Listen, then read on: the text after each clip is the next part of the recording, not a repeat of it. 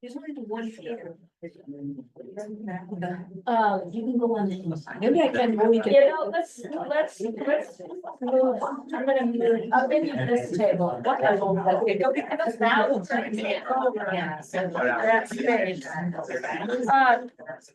We're gonna start in just a moment while we continue getting settled here, everyone.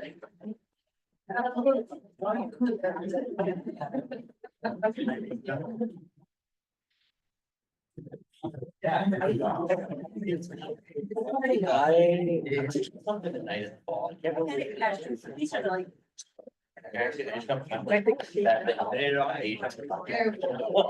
I know the only thing I know I teach for sure.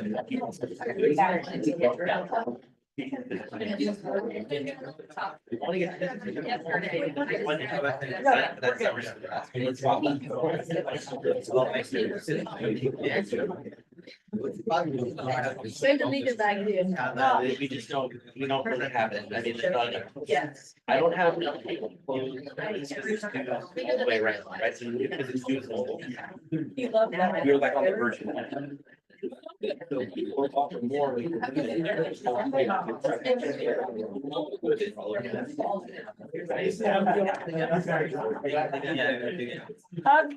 I am gonna call the meeting to order.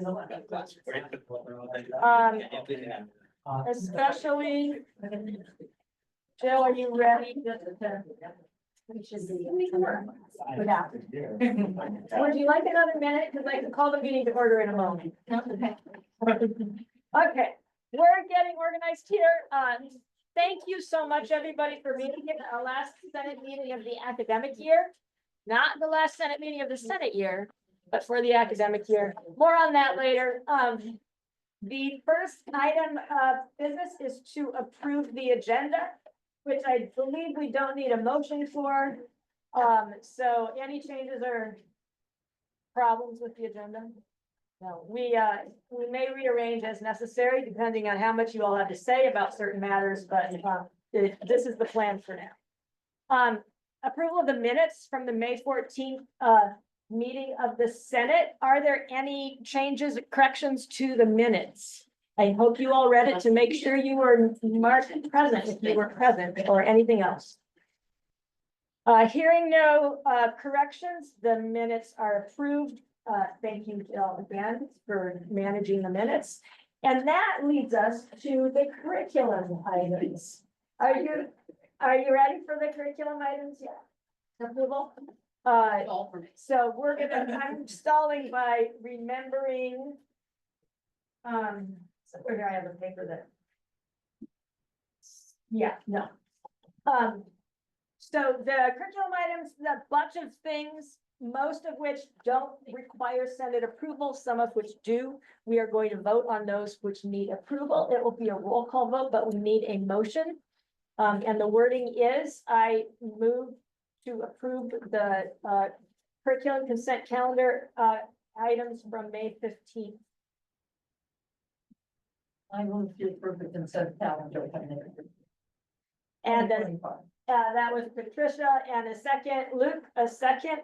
So when Jill is all together, we'll have a roll call. No, just need to log into the Zoom and then we'll be good. Oh, yeah. The good old log into the Zoom. Welcome, Athena. I just joined the Zoom. And then thank you for that friendly wave, Athena. I can see it better on here than everyone can see it on there. Okay, we'll proceed as soon as Jill is ready, as is our practice, as our practice has been. You'll hear your name. Oh, good. And at that point, it is I for yes, if you're voting yes, no for no. And members of Senate on Zoom can vote if there is not a senator or alternate in the room. But otherwise, in the room takes precedence.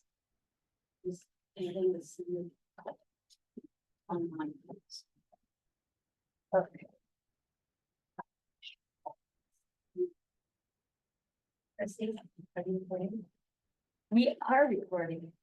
Yep, because I had it on my phone, I had it in big work right here, and I remembered. Thank you. We're gonna try. Okay, Senator Prince. Aye. Senator Pappas. Aye. Senator Cardillo. Aye. Senator Jimenez. Aye. Senator Hashim. Aye. Senator Marat. Aye. Yeah, you're good. Senator Chaman. Aye. Thank you. Senator Buckley Lockhart. Aye. Senator Skamaka. Aye. Senator Stripe. Aye.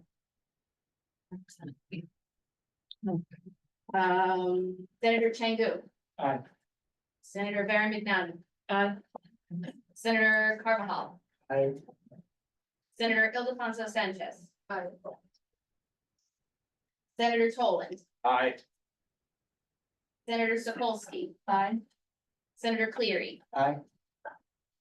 Senator Lakshmi. Aye. Definitely not today. Senator Sinkle. The mental block now. Senator O'Sullivan. Aye. Thank you. Senator Kehoe. Aye. Senator Hassan. Aye. Senator Hussain. Aye. Senator Lynn. Aye. Senator Levy. Aye. Senator Rivera. Aye. Senator Smith. Aye. Chairperson runs, or is anybody else I missed? Oh, Senator. Oh, I didn't see you even so. Senator Flores. Thank you. Now Chairperson runs. Aye. So the curriculum consent calendar items are approved. Thank you so much, Priyanka, for all your work on that. So, all right, I'm gonna make one observation in my teacher self. If anyone comes in late, they're gonna have to come and sit in the middle. So which is embarrassing, right? If there's anyone who is willing to move now into the middle to make it a little less. There's a seat there. There's a couple of seats that are also holding bags, which I'm mindful of this, you know, you don't want.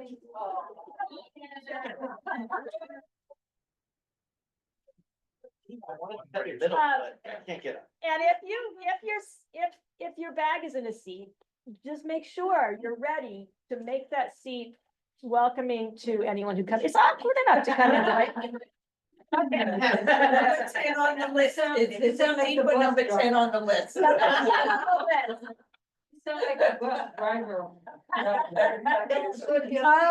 yeah. Number 10 on the list needs a seat. Got it. Yeah. So, yeah, no, this is my teacher self, just minding how everybody's doing in the room. Everybody's okay in the room. Those of you at home have your own seats, but, okay. The next item on the agenda is a vote on the, first year seminar enrollment policy. Let's have, so there was a bunch of stuff attached to your Senate invitation for this meeting. I hope you had a chance to look at it. We will have, Kat here to give just a little bit of context, in the discussion time, but we need a motion first to approve the, first year seminar enrollment policy. And a second, and then we'll have a discussion. I motion to approve the first seminar on policy, attendance policy. First year seminar enrollment policy. Enrollment policy. Second. And second from Anthony. So, discussion, let me give one word of clarification and then Kat can add anything. This is not a policy requiring students to take first year seminar that already exists. This is a policy, requiring students to take it in their first semester. So it is the timing, that's what is, the policy is requiring. Do you want to add anything to? Thanks, everyone. Just a few points to bring you back to. The committee was presented with the proposed first year seminar enrollment policy, focused on having students take the FYS as soon as possible. The FYS is an all students degree plan, and all students will eventually have to take it.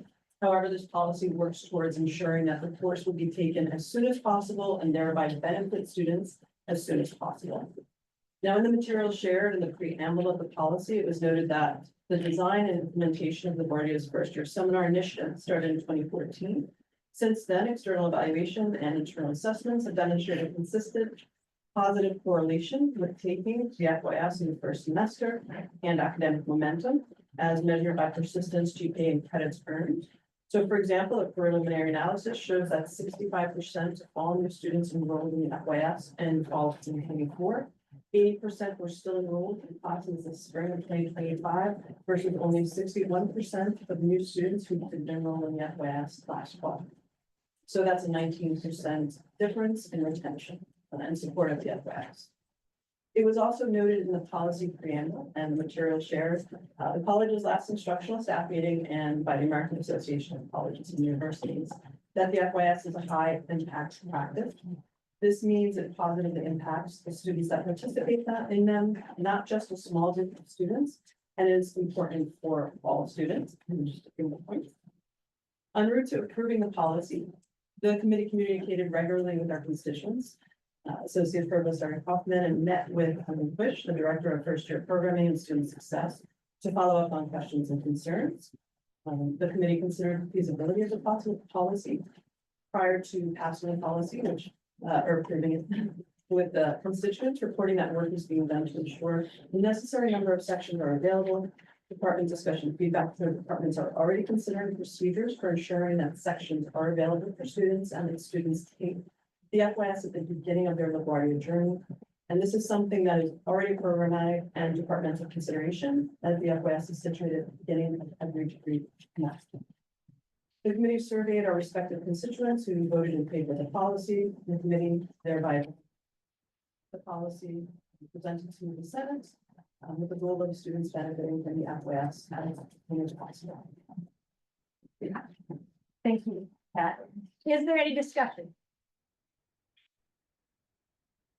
Yeah. I have a question. Is there still room for program directors to exercise discretion? There is. And I won't get in trouble. You won't. No, my point is that we're seeing a lot of students come in having these kind of meandering experiences in college. And I just want to make sure that we're able to make the best decision for our students. This is coming from an FYS liaison, so I fully, drank the Kool-Aid, I'm in. But I just want to make sure that I can take a look at a student and say, like, you have one class left, but for some reason you're mandated to take it under this policy. I want to make sure that I can choose not to, just so we don't charge them extra money and delay their graduation. So you actually, so Jill, there's a point, program directors have a discretion to substitute for students as they would for other courses under the degree map. So it does allow for that. Great. Any, yes, Luke? I don't know if this warrants being included in the written policy. But the issue about degree works, which is mentioned throughout the document, showing a satisfying of the requirement when students change their major, when there are discrepancies in the credit load from one department seminar to another, degree works will still show the requirement is satisfied, even if students do need to make up the credits elsewhere. Is there a way that a note could be added to degree works somewhere to show that those credits are still missing? That may be just a tangible or logistical issue. But the idea is that's the kind of issue that would again fall heavily on the advisory shoulders to kind of qualitatively explain to each and every student in that situation. Absolutely, and that actually came up in the committee, and we spoke about it, and we also talked about how it's being handled, because year to year, from advising and within programs and departments, and also other advising services. So we talked about how that's one of the things that we know, especially if you're going to have changing.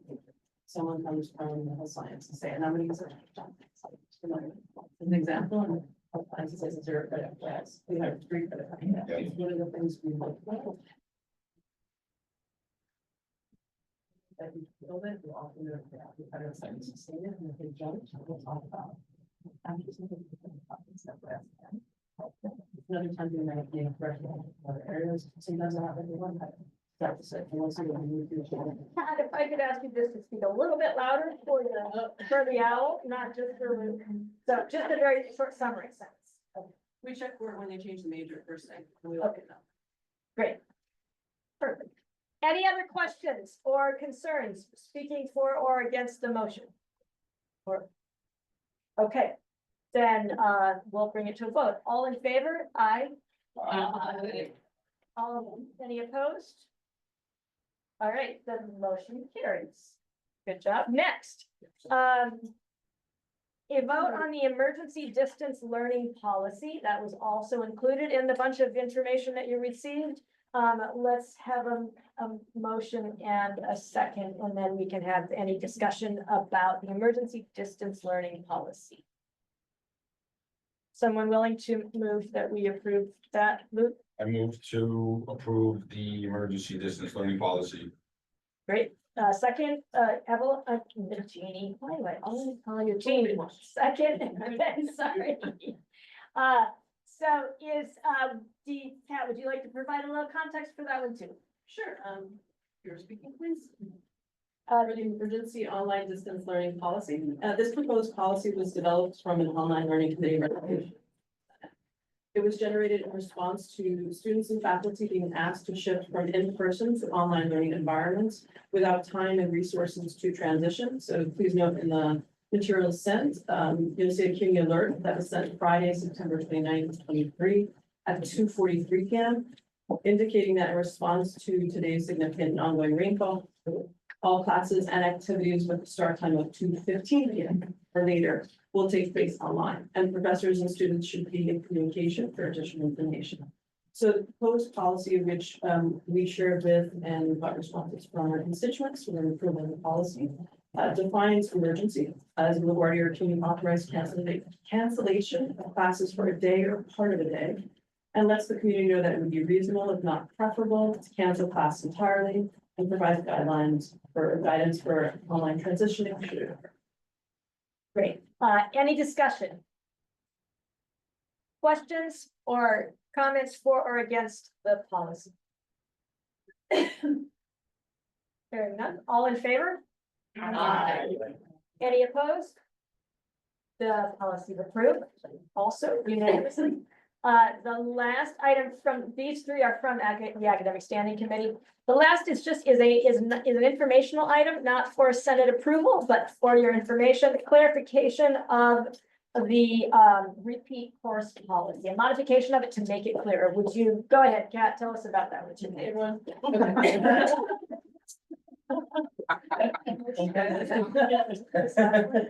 on that one, the Academic Standing Committee, in response to a prior disconnect between the intended repeat policy revisions approved by the Senate in May of 2022, and the interpretation of the policy, approved language clarifying the repeat course policy, so that point 4 of the policy now reads, only the highest grade earned at LaGuardia, and brings readers back to the preamble of the policy by stating, as per the policy preamble, and from the preamble, if you are repeating a course to increase your GPA for health science candidacy applications, please be aware that the grade/GPA for both the initial and repeated course will be averaged for candidacy application review, even though this will not reflect. So any questions or comments about that change? Yes, Don? So I have a question, just, I think I knew the answer to this question a long time ago, but now I hear people talking, I'm not so sure. I'm clear on the grade replacement part. Is Dartmouth repeat policy put any limit on number of attempts, of course, repetition? Each lesson you repeated once. Yes, it does. So the answer is yes. So once and then you can't take it, so no one can take chemistry 5 times. It doesn't. Right. So it means that someone see if they failed, put that under the application, which is different than the repeat. So repeat course policy is if you pass the class with a D- or better, you could still repeat it, but only one time, then the higher grade would count. Great, so. What? This passing grade. Passing grade Is it C. D? Like, D minus? yeah. D minus? That's great. D minus. D minus. You've taken a class. Right. Yeah. Of course. Uh, And- There is a credit. And you remember what produced this clarification and modification was a problem with the confusion about implementing the policy as intended. So this will clear it up. The next item on the agenda is our invitation to Public Safety Director Yvonne Ball. I am instructed to. Oh, wait, no, no, she's right. No. Thank you. Thank you. I want to commend you all, though. She is planning to come at 2:45, and I was worried we wouldn't be done in time going through those policies, but bravo, we did it. So we will move on. Yeah. No, let me not move into the ombuds proposal yet. Let me do some chairs report items, while we wait for, Chief, Gall. Okay. I can announce. Well, Thomas gave me his permission. We were asked to recommend, and we did an invitation for faculty who are interested in being on the CUNY Common Core Course Review Committee. John and I, did you work on collecting those nominees? Thomas Onorato, alternate senator, was selected. It is a selection process. CUNY tries to put together a variety of faculty, so he is going to work for the 2-year term on the Common Core Course Review Committee for CUNY, looking at the Common Core courses that are proposed for pathways from CUNY. So we're grateful to Thomas for taking that on. The governance plan revision, which you've heard much about. Alas, we have failed to get it to the Board of Trustees in time for this this month's meeting.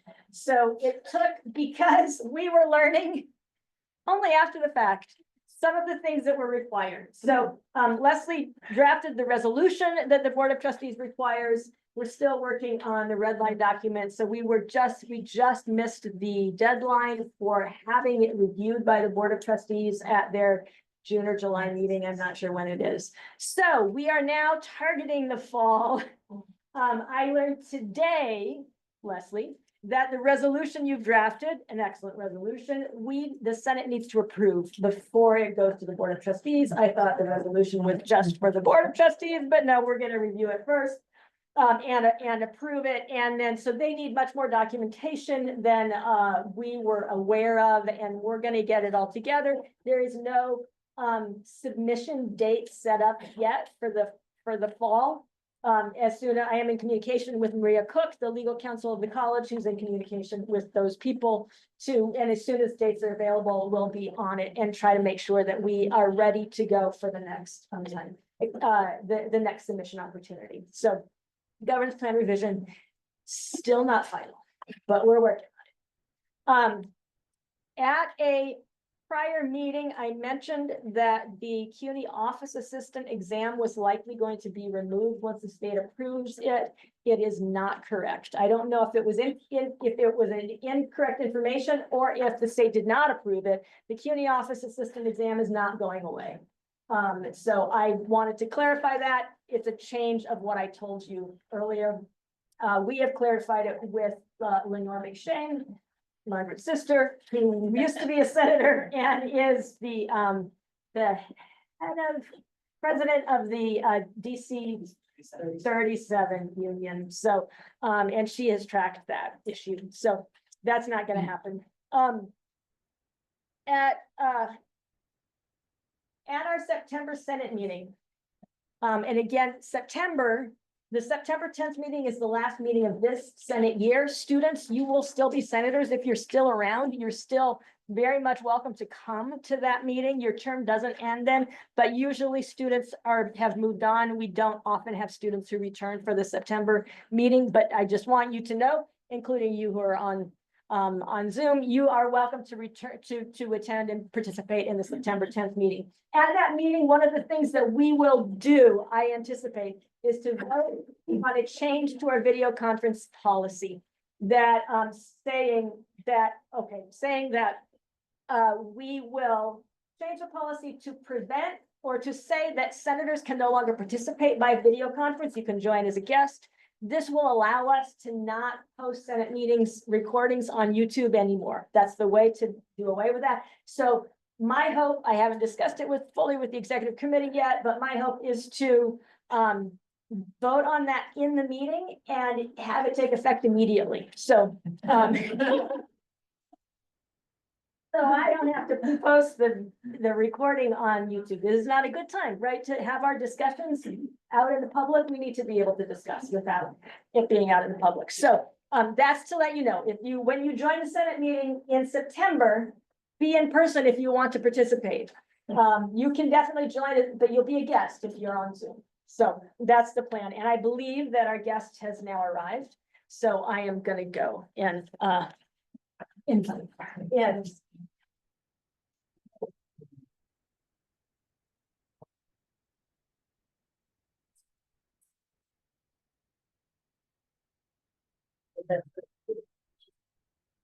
We want to welcome Yvonne Gall, the Director of Public Safety, Chief Gall. I sent in advance some questions for her to consider. I am going to just, I'll mention and you can talk as you will. Oh, but yeah, we just want some more information about the training and preparation and procedures of public safety, especially in light of some changes. Oh, yes, please, go ahead. That's right.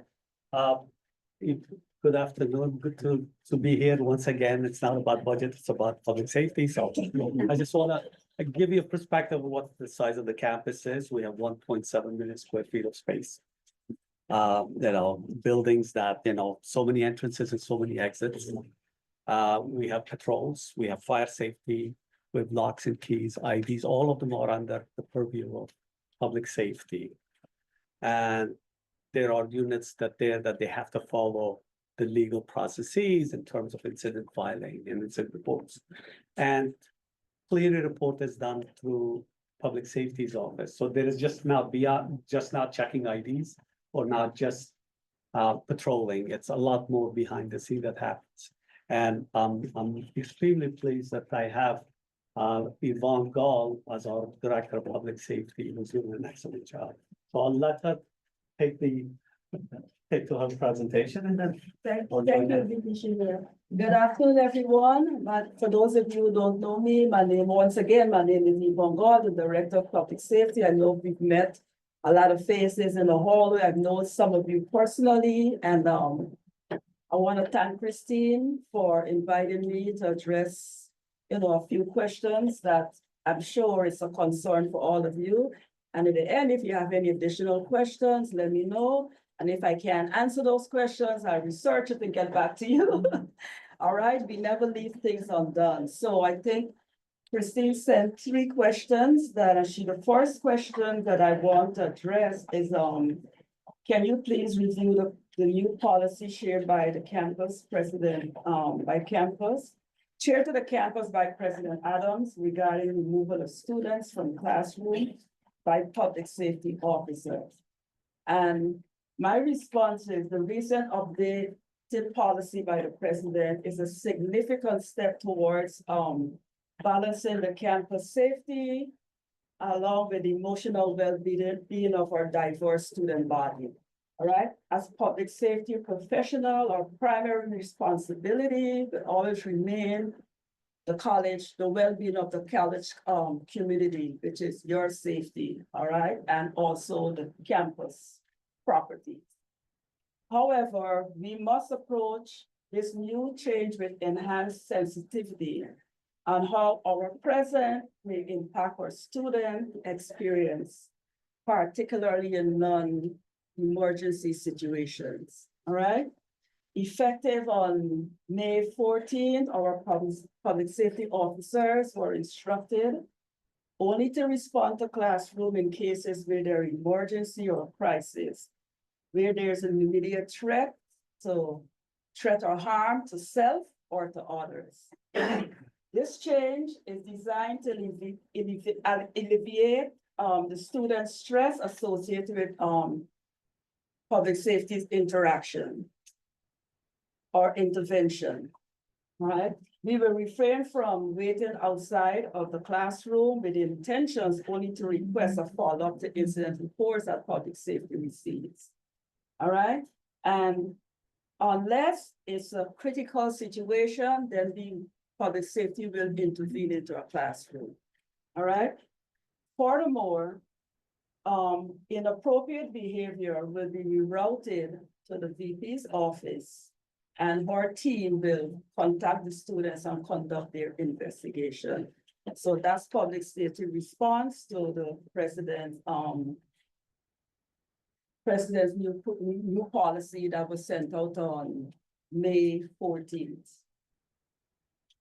So you may VP for student affairs will be informed and in coordination with them, with that office, reaction will happen. In other words, they have to have staff, non-uniform person go into and getting the student. And you may want to talk about, how people are, if there's a law enforcement. Okay, so I'm gonna, so usually when public safety receive an incident report, an incident report remains a legal document. That means 10 years from now, we can get a subpoena saying this incident happened on this day, we want that report. So we don't like to leave our report open end, because when it gets to the attorneys, it was like, how come you didn't conduct an investigation as law enforcement? So that's our only reason why we want you, if you make a complaint, then we need to follow through. All right, and make sure that we send that report to the various persons on the campus who will take the various action. So public safety do not take action, but we refer those reports, where those reports can be looked at, reviewed, and certain actions taken based on the review and the contents of the report. Okay, any questions? Yes. Yeah, so I'm Thomas Perry, library. Hi, Thomas. What we've always been trying to do is to call public safety as the library space. If there's any disturbances or things, does the policy affect that, since we're not a classroom Yeah. space? So if I'm hearing, so you said, if any disturbance within the library space, you can call public safety. That's what our chair has instructed us to do. Right, so Is that- once public safety is being called and the report is initiated. What about the things where we've been like, people being too loud, not necessarily something that requires a report? Right, so But, public safety can respond and say, ask the student to be quiet and maybe redirect them to another area where, because I know there's quiet space in the library, study space, and there's also space for group study. So maybe the student may not be aware, so we can just say, here, if you need a group study, maybe you need to go to this area. And that's just basically sharing information, doesn't require an incident report.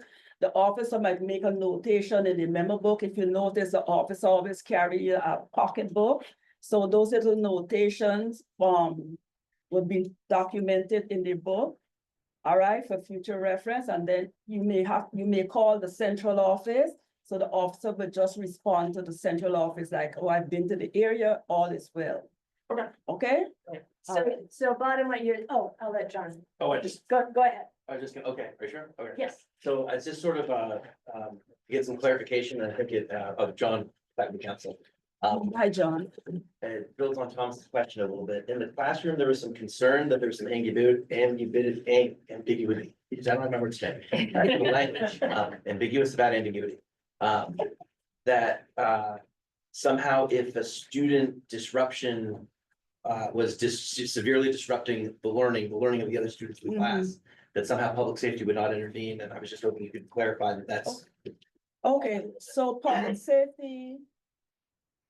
If public safety is called, say you're the professor and two students is a disorderly conduct, that's a crisis, right? Because a situation can go from a simple argument and in a couple of seconds, it goes to something, it's gonna escalate. So crisis is at the discretion of staff. So you can call the 555 number and call public safety.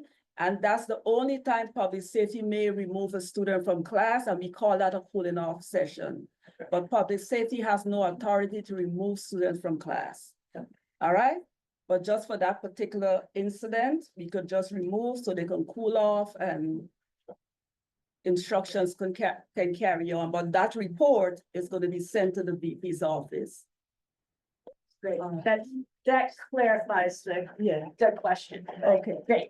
Anthony, and then she's got two more questions to respond to, but go ahead. Along the same lines, and again, with Thomas's question, so in an office setting, you would still call security, right? Like if somebody came to the department and had an issue, we would still call security. Most definitely, yes. Yeah, Mhm. yeah. So the change in the campus policy is the public safety will not initiate themselves going to a classroom unless there's. On a crisis or a But threat or if, something. yeah, if the faculty or staff make the call, then they will.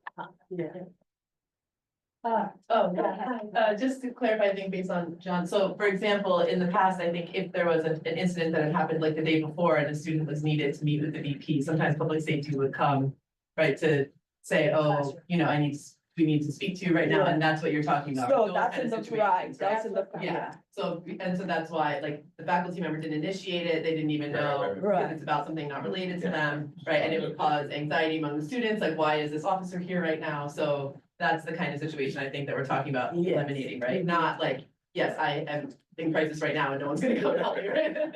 Yeah. Okay. There's also So I one more case that may happen is like a parent calls looking for the child Right. and it hasn't been, so that's like a wellness check. We don't connect them, but at least I think it's something that it's the right thing to do, to check if the person is in class, because oftentimes people on the other side of the line, they panic, in a Yeah. panic mode. Yeah. So we will confirm with the professor to see if the person is there, to just confirm that, yeah, the person is well. Mhm. We don't make any contacts or we don't, connect the two, but at least to give peace of mind to the parents or loved ones that the person is fine. So Great. that's the only Hold on other. one second. And to add to what VP Sherry is saying, usually those things happens like around weekends when the parent doesn't see their child. On weekends, so sometimes if you have a parent would call during the week, the normal 9 to 5, we would divert that call to student affairs for them to. Okay. But if it's a weekend, it's off hours, Friday night or Saturday, the parent haven't seen the child, they may call. You can look at the schedule, you can go to the class and say, is so in class? They say, yes. And it's like, oh, your mom is asking you, when you get a chance, contact her, right? And then we would leave. We don't force a student to make that call, but we just let her know. We can go back to the phone and say, hey, mom, we saw your child in line of sight. We may be contacting you, and Okay. that's it. All right? Yeah, sorry. So Patricia and then, I think Luke had his hands up first. Luke? again, go Sorry, ahead. Liz. so Yeah. last piggyback to that chain, Uh, so just in terms of student conduct issues. Will public safety follow up when student affairs needs to see a student who's non-responsive? So the Or new will staff policy. student affairs? That's- So the new policy stipulates that when we receive a report, we forward that report to student affairs and they will follow up. The student affairs will no longer ask public safety to go and find a student, retrieve a student, bring the student to student affairs. No, Yeah. Understood. okay, Great. all right. So Patricia. And Yeah, then. just a question about the parents thing. I mean, how do we About- know that, about that sorry? the parents calling, and say, I want to check on my child? I mean, how do we know that the parents' intentions are, legit and that they really aim at, if the students are adults? I mean, what gives the parent the right to say, I want to check if my child is in class? I mean, what is it? That might go beyond the scope of our meeting right now, but. Yeah, that's a perfect issue. Okay, It's a good question, but let's, it's particular enough, okay. well, So you follow up, yeah, Abdul. My question is, again, is regarding personal. Okay. Oh, yeah. Not all students. And I know there are scenarios and I agree, there are some scenarios where it's good information, but not all students would like that to be disclosed to parents. And there are situations where that may become a FERPA violation because students have to specify what can and can't be disclosed. So unless there's specific instructions, so even in our office, unless there's specific instructions. And we have it in our system that the student wants to disclose certain information, we don't release anything. Yeah, we understand the FERPA violation, but we don't divulge any information to the parent about the student. We just said we were able to actually see your student, and that's all the information we gave. At least that's a comfort to any parent, right? Regardless, we don't force the student to call the parent. I don't want to get to the nitty-gritty, Yeah. that may be, that's. Yeah. that's a Let's sticky point. follow up. I mean, we can, And when, Talk about it if offline. you have Yeah. a question about that issue, let's, email it to me. I'll get it to you, Yvonne, and we can address it and then Yeah. bring it back. It's okay. a complicated and particular issue. Yeah. All right, All back right, to so the the two more the questions. second question, the second question is, are there specific training programs for public safety officers? And how often do they participate in them? So CUNY offers a comprehensive program for campus public safety officers. And it's run through the CUNY Public Safety Academy. The academy runs around 15 weeks of training before an officer is on campus. The training is designed to equip officers with the necessary skills and knowledge to ensure security and safety on the college community. The training covers various aspects such as constitutional law, New York State criminal law, arrest procedures, use of force, community-oriented policing, de-escalation techniques, customer service, ethics, defensive tactics. In addition, we do the AD, first aid, Narcan, that's in response to student overdose or the community over anyone overdose. Virginia, you knows about that. We do a little bit of domestic violence, Title IX, Title VI, and also mental health. We touch a little bit of mental health at the academy, but Regina and public safety works collaboratively for a 16-hour mental health training. And then All right. we have, if I could just add to that, the trainings actually opens up all faculty and staff. We have actually several at the wellness center, but the specific training she's speaking to is our crisis intervention training, which teaches the escalation techniques within the classroom and especially the training is also very much, there's a specific aspect to it for a public safety officers. Yeah. That we do train a public safety officers, and we're gonna be offering it over the summer, so I can definitely send it to all the senators here and to the Senate board. We do also have our mental health and first aid and QPR trainings, which are more about identifying mental health concerns, but the crisis intervention training teaches those de-escalation techniques that you can use in the classroom as well. So it's open to anybody who's definitely interested. Go And ahead. if your department wants training in the fall, then just reach out to the wellness center and we can see about scheduling. Yeah, absolutely. Because it actually, public safety are the first line of any crisis or intervention. So at least we're equipped with that knowledge on how to deal with our students who is experiencing a crisis. All right. To add to that, there are also professional development opportunities that the officers are also engaged in, and there's threat assessment evaluation, first line supervisors training.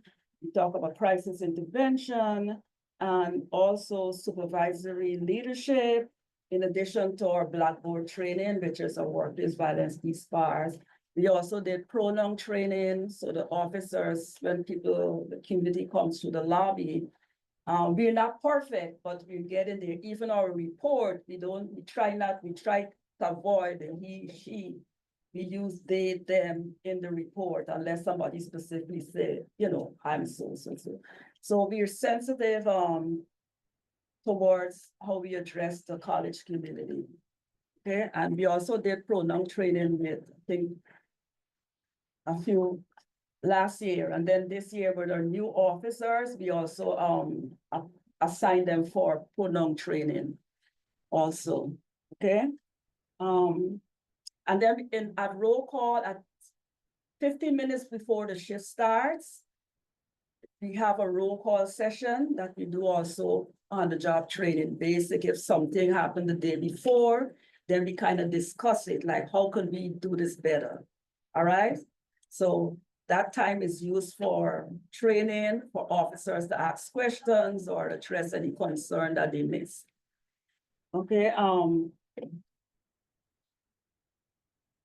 is that all for training? Did I? I think that's Okay, any all. Let's questions? do your last question Okay. and then we'll have time for just a couple more questions. Okay, all right, and the last question was, it seems that now we have both LaGuardia and CUNY hired officers. How are we ensuring CUNY hired officers are trained in the following LaGuardia policy? That question is a little iffy, but let me Public Safety Department consists of peace officers and campus security officers. Campus is security assistant, and we all hired by CUNY, so it's not LaGuardia, CUNY. So we all go through the hiring process or the hiring pool. It's an exam for the POs, and then there's certain criteria. So the POs go through the 15 weeks of training at the academy. The CSAs, they're licensed by the state, and then they're trained by also the CUNY Campus Academy. Okay, just a breakdown of the department for those of you who don't know. The Public Safety Department is made up of the Public Safety Director, and our military term, it would say I'm the chief in terms of policing terms. The Assistant Director, who is the lieutenant. Public safety supervisors, who are sergeants, and the public safety officers, we call them PO, public safety officers. And then we have the college, the campus security assistants. So if you're coming through and you look at the uniform, you will see a light blue shirt, like some wear dark blue shirts, and some of the officers wear light blue shirts. The dark blue shirts are the peace officers. The light blue shirts are the campus security assistant, meaning they assist the campus peace officers, all right?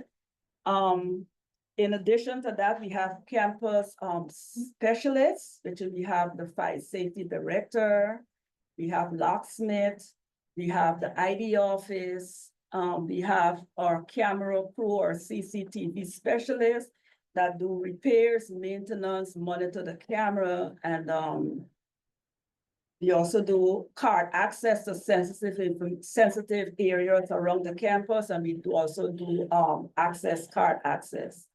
All right, I know some of you have those, some of you don't, like those sensitive areas, like the wellness, like our electrical closet, things that can take out our campus. And, so we have those certain access, only authorized access are allowed to use that area. All public safety officers, with the exception of the CSAs, are New York State law enforcement, are sworn officers. That means we have powers of arrest and to give warrants. All right, but the overlapping, the difference between a campus, a peace officer and a police officer is that the campus peace officer is more curtailed towards the softer side of policing, like, let's say like community police, customer service, more we look out for the students is in need of help, we point them to the right direction. We will say, oh, we have these resources here. So instead of an arrest, we do referrals, all right?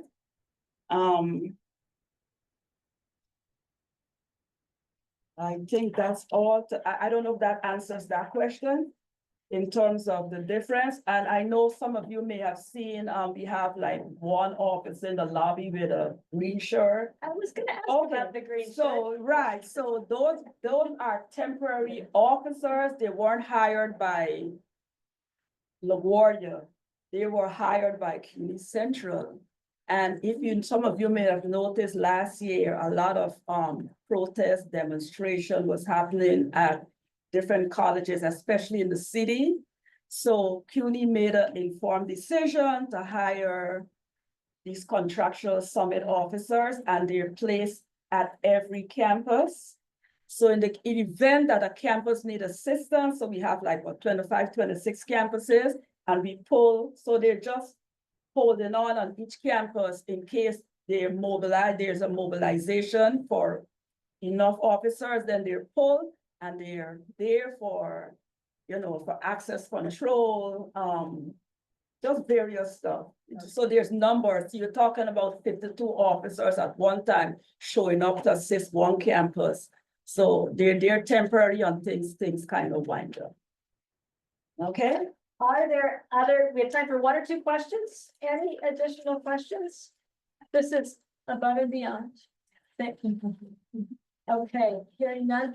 If you do have follow-up questions or would like more information, send it my way. I will pass it on to Chief Gull and have a response for you in September. When we see each other again. But thank you so much. Thank you for inviting me, and hopefully this is not the last time. Sounds good. Thank you. Okay.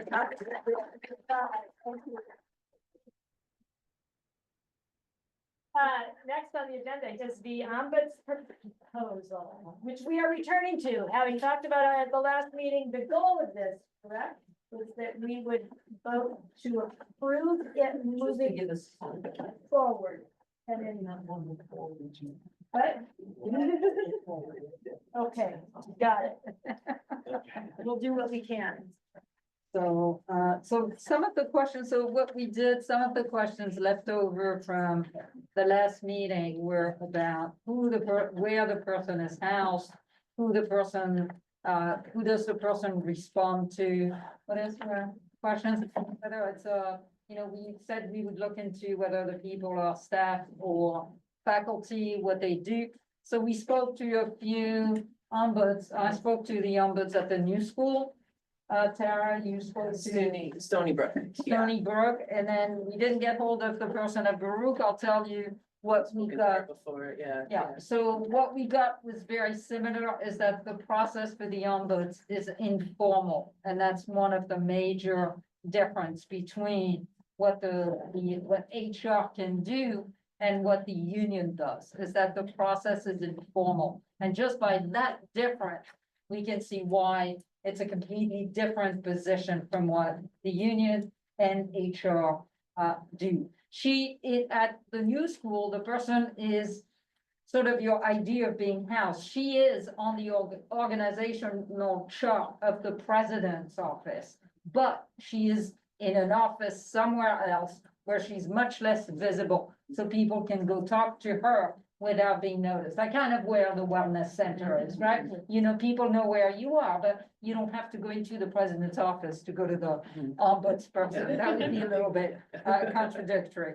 She is the ombuds for faculty, staff, and students. She oversees over 13,000 people at the new school. She was just a newly nominated ombuds between December and now. She's seen 80 cases, mostly more staff than faculty, which is very interesting. And she said it might be because at the new school, there are a lot of adjunct faculty, not that many full-time faculty, which is why she suspects there are a lot of staff. She had not done a lot of outreach with students, so she said that's what she's planning on doing. It's a full-time position because she does a lot of consultation and presentations. To one of the arguments we had in our own committee, it's like, how do you make the position known? Like, how do people know there's such a position? And so what she does is a lot of outreach. Obviously, the new school is bigger than we are. They have a lot more schools and departments and things. So she's constantly doing presentation and making the job known. She recommended taking the foundations course offered by the International Ombuds, Association. So somebody, she said, you know, the qualifications of the person, yes, very important, but at the same time, it's the willingness, the skill, and the person themselves and what they're ready to do. So she said the International Ombuds Association provides a tremendous amount of support and then can also be, you can also have a mentor. She has a mentor from the International Ombuds Society, somebody who's been an ombuds for like 15 years and is retired. She also belongs to the New York Ombuds group. She said there's a group that you can belong to. And one thing she said was very important is that she's writing a charter for the ombuds, because she said that unless it's codified as to what the person does, the person's not really protected, neither is the position. But if you codify it as a charter, and she said there are a lot of examples on the International Ombuds Association, she said that she's doing that. She'll be more than happy to talk to us, to share it with us, to help us do all that work. So that's for, so I hope that that answers some of the questions. She's a staff member. She's not a faculty member. Yeah, I'll just say a couple of the things that I learned from the ombud that SUNY Stony Brook, who is also a staff member, similarly situated organizationally under the president, but reiterated that it was important for the office to be in a kind of known, but not, but like semi out of the way location. In Stony Brook, they used to have 2 people because it's a larger campus. That person recently retired, but they're actually thinking of hiring 3 people because of how used the office has been. But she emphasized kind of what Patricia said as well, that the ombuds is not only an informal process of person, but also that they don't advocate. Their concern is with fairness of processes, and their job is not to advocate for any one individual, but to listen. She said, most of the time I just listen to people and then I repeat back what they've said, and then I give them suggestions, right? So if someone comes to the ombuds with a particular concern, and they, like, let's say they feel like they went through a formal process and they just didn't think it was fair, or they thought that some parts were confusing, sometimes they'll just mention that, and then the ombuds can then confidentially kind of raise that with, you know, the ombuds at SUNY Stony Brook said she meets regularly with VPs all around the campus to say, hey, you know, like a few people have been through X process that you have, they have some concerns about how things have gone. These are just some things you might want to look into. Or, hey, you know, this one office, like, it seems like some things are happening there. Like, they don't give any information about the individuals involved, but they just say, you know, this may be an area you might want to pay attention to, things like that. But they're not advocating on behalf of anybody. They're just trying to make sure that all the processes are fair. So, And yeah. she also said that she can mediate, like she said, if she asks permission from the visitor. It's interesting. Yeah, they call them visitors, yeah. To your office, Yeah. so she said she can ask permission to the visitor to say, you know, if you want, I can go and talk to the other person and try to see if there can be an understanding or a way to solve the issue before you escalate. And she said, what we said from the get is that once you get the machine rolling, once you get HR involved, once you get the union involved, then it's a much more formal process, and then everything gets started, and then it's very hard to sort of stop all that. Whereas when you go, if you have the ombuds first, that person can sort of tell you what your best, you know, what you should, kind of what you should do in a way, that what are your options and what could be. She said she had examples where people came, and then, you know, after the person visited, she was like, oh, I don't think it's for me, I think it's for HR. So she talked to HR and then told the person, I think your best bet is HR, not me. So that's the kind of work that the ombuds will do. Her faculty staff, and she said she'll do an outreach to students. Oh, one other question I think that came up last time was sort of like, how do we ensure that the person is like meeting the goals that we've set for their office? The ombuds at SUNY Stony Brook said, if it's a new, she also volunteered to come and talk to us or like support, but she said, if it's a new position, you know, she said, I only really meet with different division heads like once a semester because I've been here for 10 years. She said, but if it's a new position, you could have them meet like once a month or even every 2 weeks at first, just to sort of check in and say, this is what I'm doing outreach here, I'm doing workshops there, you know, these are the number of cases, just so that, you know, everyone at the college feels comfortable that they are actively setting up the office in the way that we would want. And then after, you know, like Tricia said, once they kind of get established, then they might not need to do that as frequently. So, but again, you know, the ombuds at Baruch, New School and Stony Brook all have been there have experience and, you know, could have volunteered to come and help us kind of talk through like what that would look like, so that we would feel comfortable that they are kind of meeting the goals that we have. for this And the year. question Yeah. also about the effectiveness of the person who's the ombuds, and I said to Tara when I walked in, I said, well, yeah, who checks on full-time professors, whether or not they are effective? Nobody. So, you know, it's like, really? I mean, he's not advocating for. Well, she said checking. yes, if people were concerned about like breach of confidentiality, they should Yeah, report they that can in the same way that you would for anything And at that's the it. campus, so. It's like there's no, Yeah. you know, like somebody wouldn't say, well, I wanna see how effective you are, how well you do your jobs. Yeah, let's do that with full professors to start with. And then we can ask for ombuds to do the same thing, right? So we don't have some of those checks for many people in their jobs, so why would we expect it from the ombuds? Again, visitors to the ombuds, if they don't feel served, would be able to complain. Neither, the one at home. President, yeah, right, to the president, they don't report, the new school said they didn't report to governance bodies. That was not where they sort of, they report, she said their structure is to sort of report the number of cases or that kind of information directly to senior leadership. And she said that's what the International Ombuds Association also recommends, is that if it's a dean of something or a dean of a school, depending on the organization, then it goes straight to the top. Are there questions? Comments? Yeah. Go ahead. So does, the way it was written, is it gonna be report to Senate or report to a higher, and wait for that LaGuardia? I think it would be, it seems like from what we're learning from these different positions, that it would be reporting to the president. The person I spoke to said it's very important that this person is above management level. So what she meant by that was, in the president's office, the way that Title IX is, or those other offices, they are not like underneath any other kind of manager, because otherwise then they can't be neutral, right? So And we that's would- in the version we vote on today. that was just, so what we're voting on was just a job description to describe the project. We would then, if the Senate approves, we will bring it to the president's cabinet and share with all the VPs, not all of whom have been, because the provost was the one who initially suggested this, so not all the VPs have been kind of learned about this proposal. So, and then we would put it to them, and however they want to set up, because we know that we're not HR, so however, if they were to decide to hire this position, HR would do the final job report. So it's more just like, does the Senate agree with the general proposition, not the like, this is not like a policy document. that We're we here share, to yeah. endorse Mhm. or not Yeah. this proposal, which will then get fleshed out more. Randy, you had your Yeah, no, just a comment. I know we had one for years, right? We got rid of, first students. right, Mhm. Right. then we're bringing it back in this. That is what we're doing, this is for faculty and staff. So why not for the students also?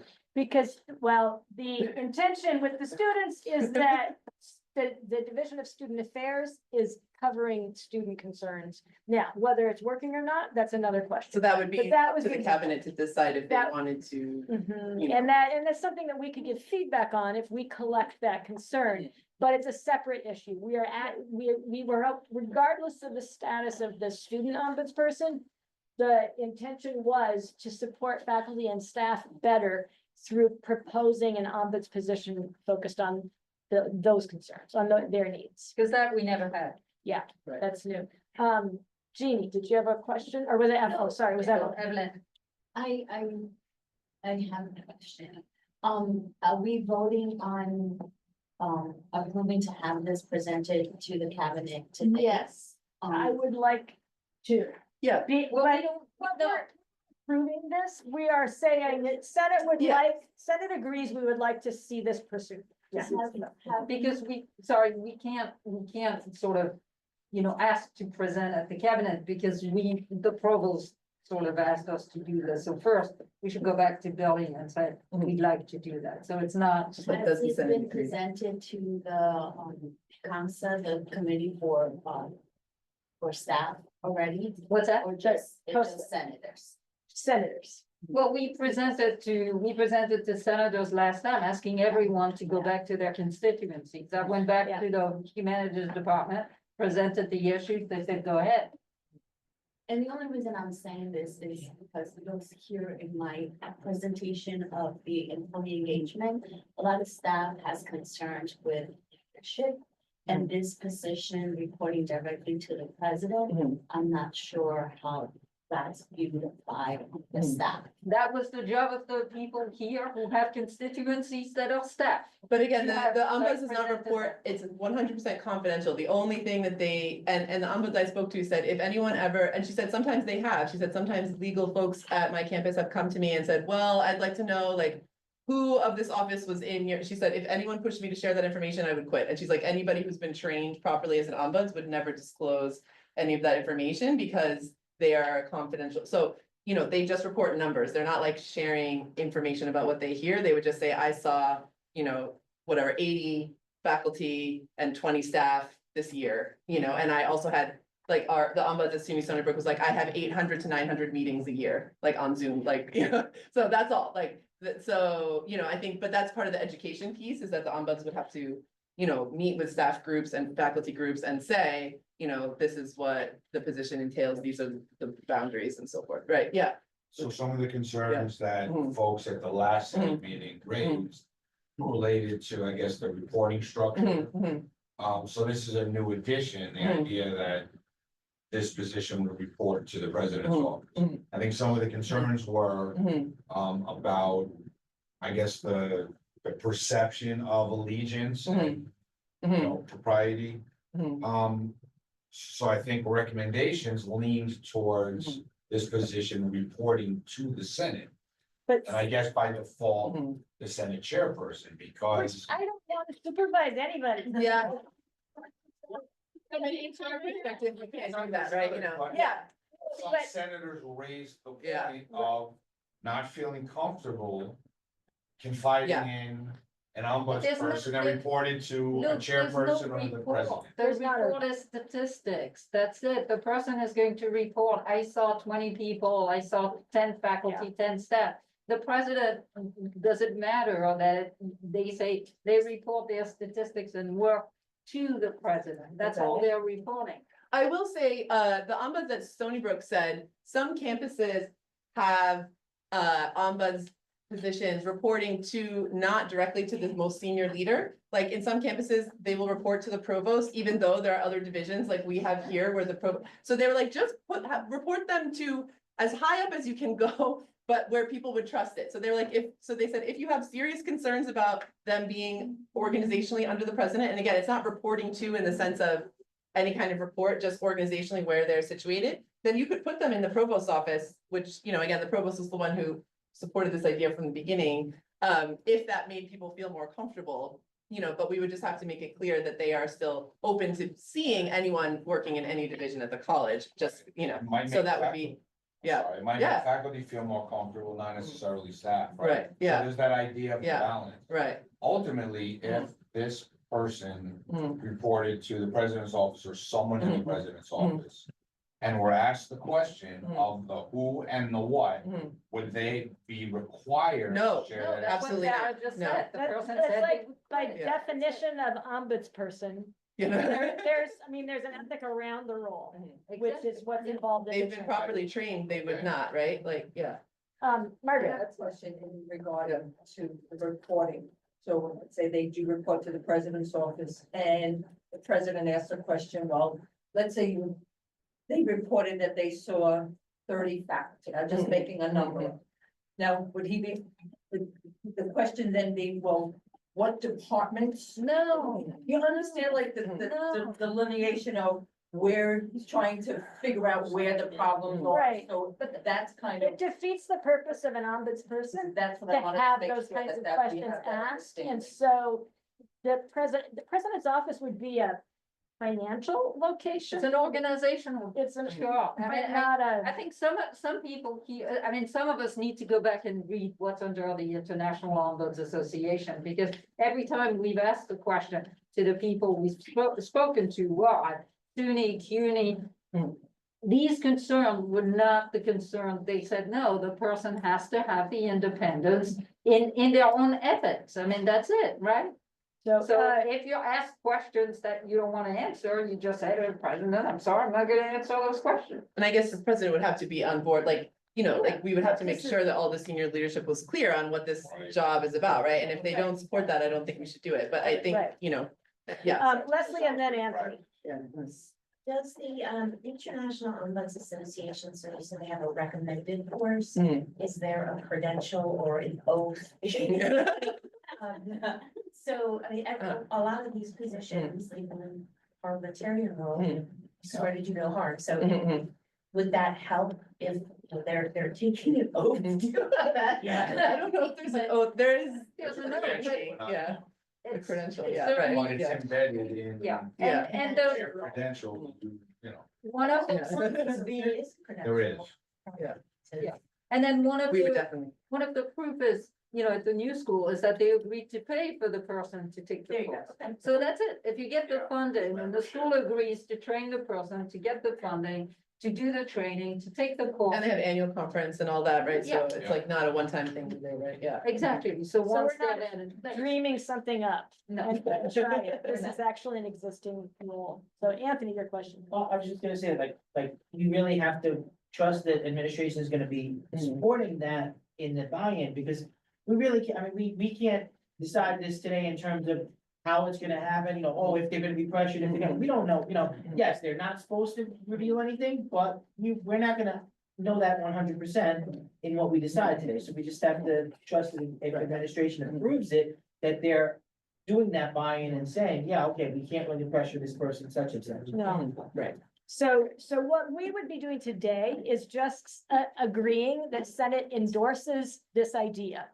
The idea then needs to be further developed. The job description's been underway, but then how is this gonna work at LaGuardia? If it's gonna work is not, ultimately our decision, but it puts the weight of the Senate behind the committee's proposal. So Yeah, Erica. endorsing the idea means the vote is coming for later, to actually No, go forth. I don't think it would not be. I don't know that Senate would be able to approve this. We're a policymaking body. This is not a policy. Like a job. But I mean, It's a position. I will say, like, the Senate at Rutgers right before the pandemic, so they never actually followed up. The Senate at Rutgers wrote a resolution saying in favor of an ombuds. I mean, the Senate could do that. Like, let's say Yeah. we go to the cabinet and the president's like, no, don't want to do it. And then the Senate felt they wanted to, they could go forward with a further, you know, stage of writing a resolution and voting on it. But again, because it's a job, I don't think the Senate can vote to hire somebody. But again, the provost has, and we've spoken to the president as well a little bit about it, and they've both been interested in the idea. So I think at this point, it's probably not necessary to put this group through the process of writing a resolution. But you could if you wanted to. I've seen an example from Rutgers where they did that, you know. I mean, the thing is that it's not, you know, job description, it's in parentheses, it's what we think would be the purview and the kind of the qualification and what the person would do, and it's not, So there's no such thing, yeah, okay, yeah. That's okay, if I'm wrong. Yeah. Technically, it's just a formal Mhm. motion anyway. Yes. And I like it. I mean, there's a lot going on in my mind right now. either way, we wanted to consult obviously with this group, so, but you tell us what you think is best, yeah. Did you not say already, a resolution was put forth? At Rutgers. At Rutgers, yeah, It doesn't need to be here. Yeah. Rutgers where? Rutgers University. Oh, Rutgers. Yeah, Rutgers. yeah. Not here. So, Loretta, did you have a question? No, I was on your suggestion to move forward. Could somebody make a motion that you want to support the presentation and that it move forward to the provost and cabinet? Looking at parliamentarian number 1 and parliamentarian number 2. Can we? That's the question, can we can, So I'm thinking if that's something of interest. yeah. It's just a point of interest. Seems to. Okay. I don't know. They ask for. I would like to, And that would probably go more on the written resolution side. yeah, Okay. If it comes Can to we- that, but if there's no one here that says absolutely not, Yeah. with reason, then. think I would like- majorities- but we can. The reason for my question was, I believe, we wanted entered somehow into the minutes. So if there is no motion, there is nothing that actually puts it in the minutes. And I think that. But they're as not- they- They're an ad hoc committee. Can we? Yeah. Yeah. Where did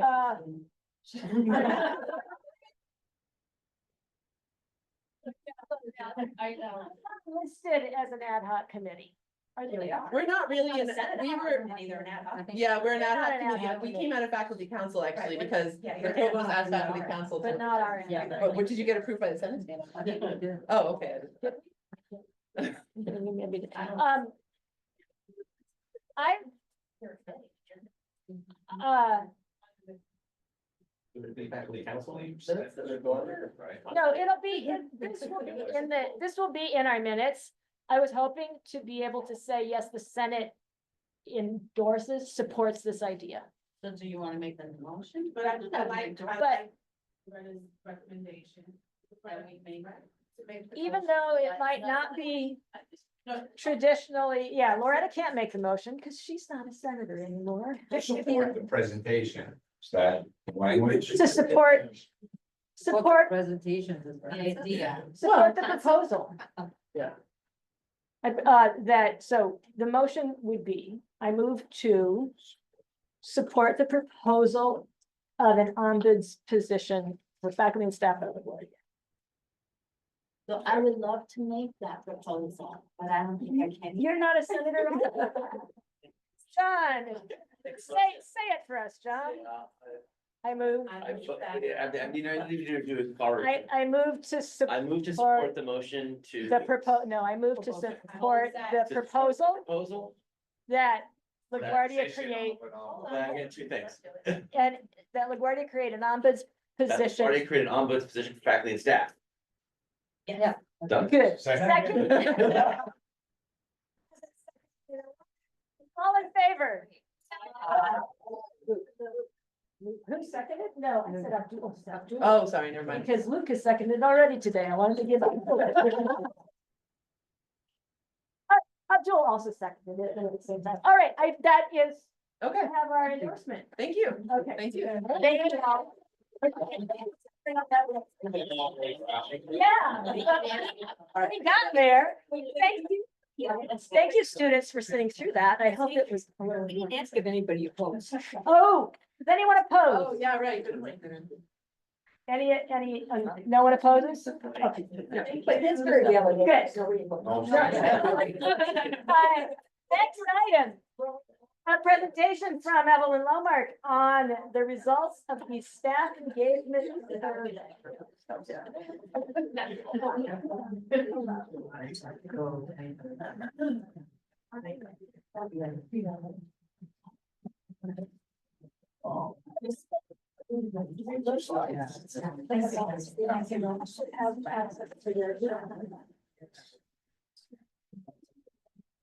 So that,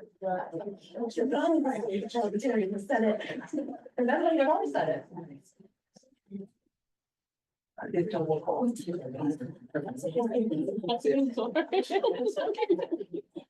I can't be so quiet. I'm so quiet.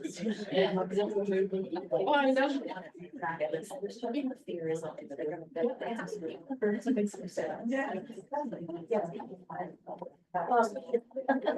You may not, you're not sharing it with the Zoom. So go back to the Zoom screen.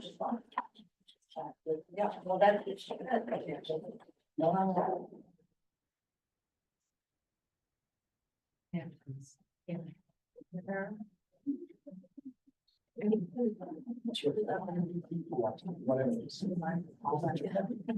It's like.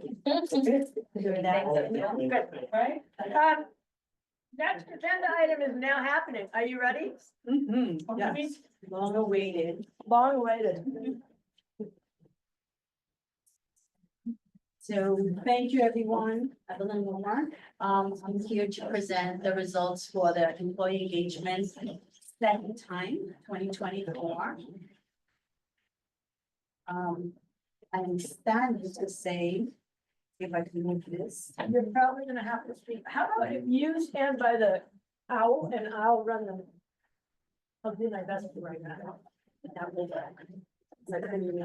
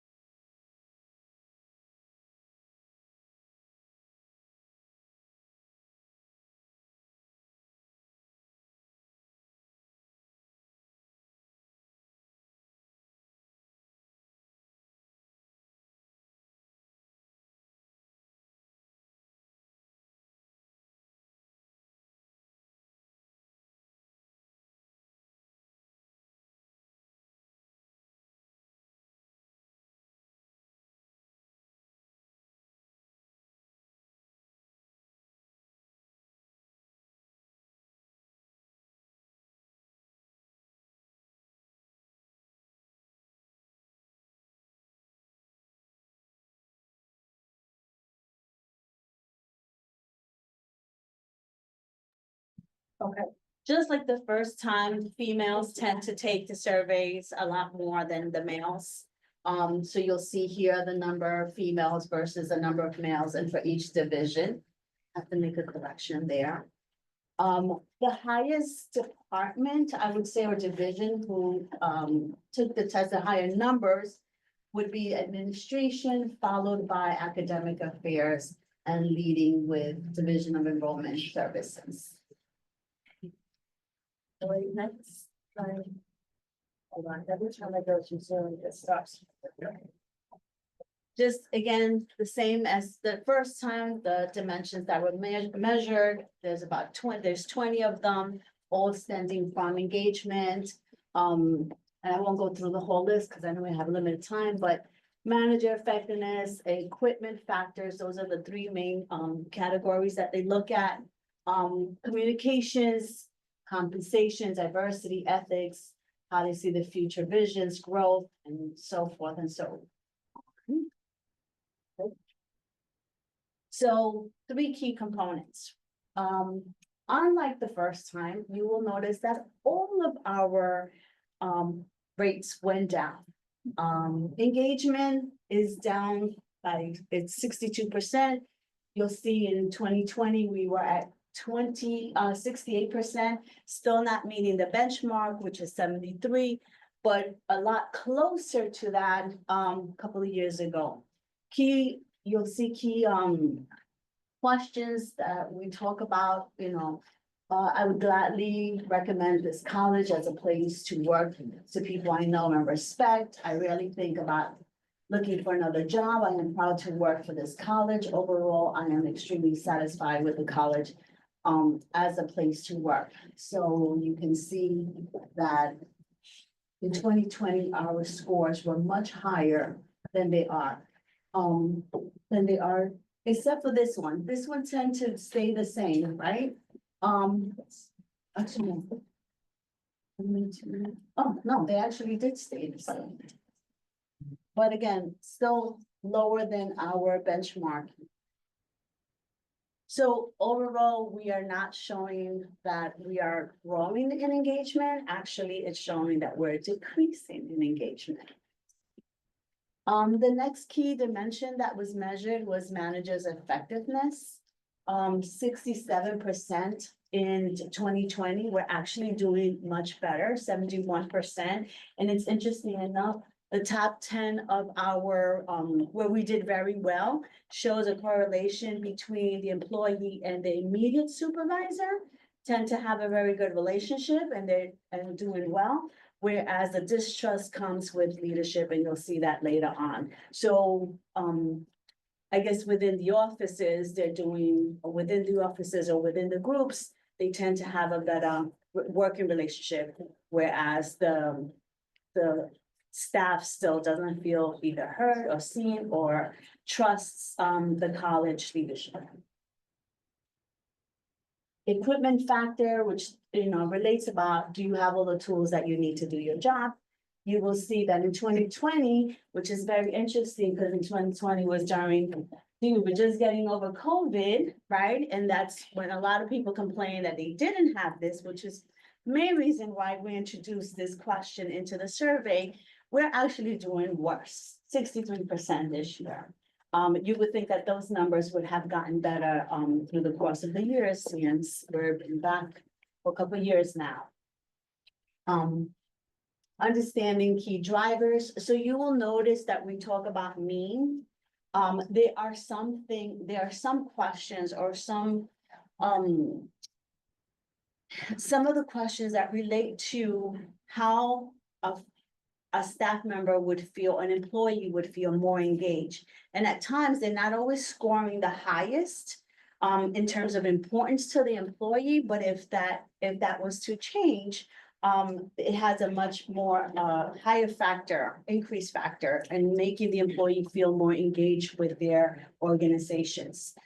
So they talk about that in understanding key drivers.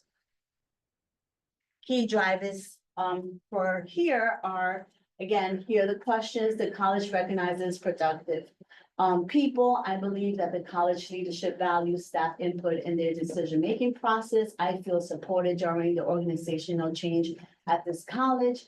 The college shows commitment to ethical business decisions and conducts, and I have opportunities to advance in this college. All relating back to leadership and that overall college organizational role. And you will see that, again, not doing very well.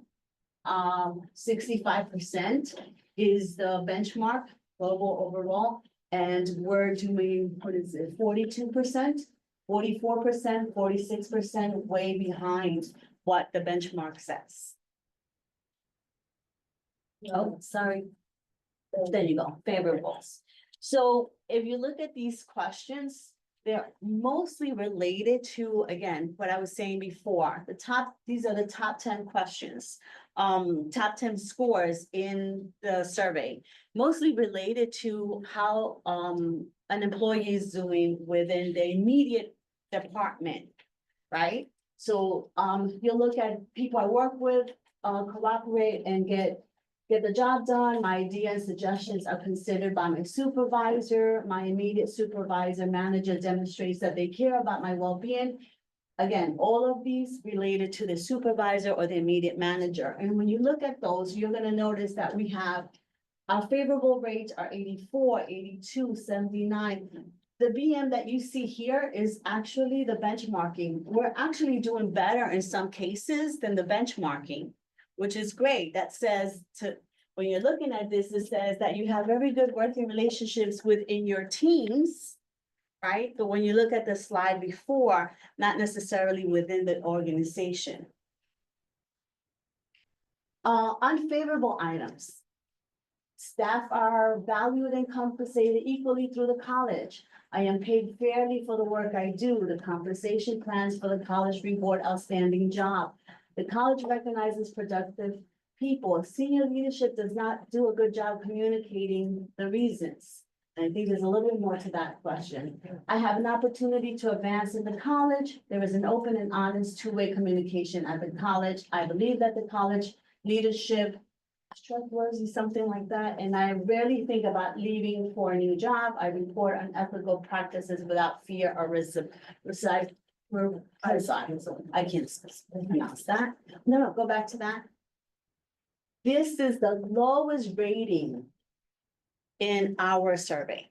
So in all of these areas that talk about, again, trust and how the employees are feeling within the organization, we're not doing a good job as an organization, making staff feel like they're either part of it, are seen or heard or compensated for what they do. So this is a comparison for divisions. There's one thing that jumps, I don't want to single any department out, but the thing about this graph is that it's so visually easy to kind of pinpoint certain things, right? There's one division who scores red all over red, and deep red means that that is not something that. What's it say? What does red? So red, less favorable. Less favorable, and Yeah. then more favorable. So, right, so it goes from red meaning like the least favorable to the green where you're happy. Red is the least happiest. So you will notice in some areas, right? So vision communications and marketing, enrollment management, there's specific areas where you see the reds. President's office, they seem to love where they work. Student affairs, if you remember in our 2020, student affairs was one of those areas that had a lot of problems. They're doing much better now. I think continuing education also was sort of like in the middle. If you look at continuing education, they're doing much better, actually turning into some solid greens, which is the ones that are very, very favorable. Interesting enough, Division of Administration was one of the best scoring in 2020, but you're starting to see those dark greens go away. And you're starting to see some light greens, which indicates that there's less people happy there than they were back in 2020. So definitely something for my VP to look at. Division of Academic Affairs seems to be more or less how they were back in 2020. And that goes, there's another slide that sort of, there's about, like I said, 20 different dimensions that we measure, right? It looks really well.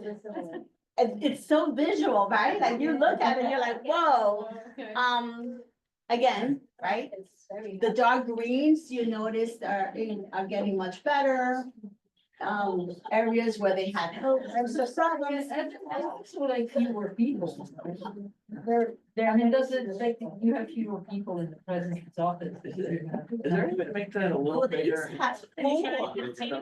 And I think now because of the merge, they have 9, And how many people are? now you can see. The communication side. Yeah. You can see how many people responded from each division. Yes, yeah, so these numbers here will tell you. But there's some questions, Nolan, what do you know? Well, when I'm looking at response rates, it would be nice to know how many, it's 23 out of how many. If you go to the first page, it'll show you the third page, it showed you how many from each division.